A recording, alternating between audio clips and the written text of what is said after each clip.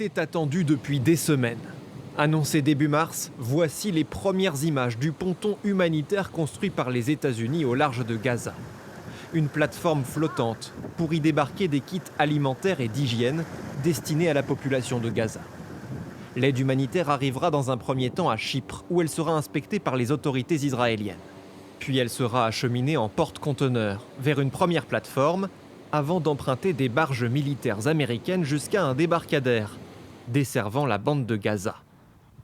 Une infrastructure à 300 millions d'euros qui doit permettre aux États-Unis d'acheminer de l'aide sans déployer un seul soldat américain au sol.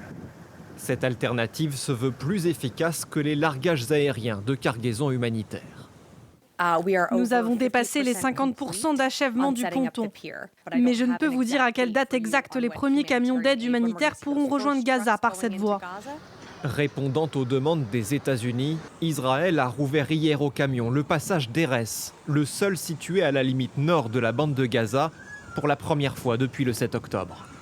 Le Programme alimentaire mondial estime que plus d'1 million de personnes luttent contre la famine, soit près de la moitié de la population de Gaza.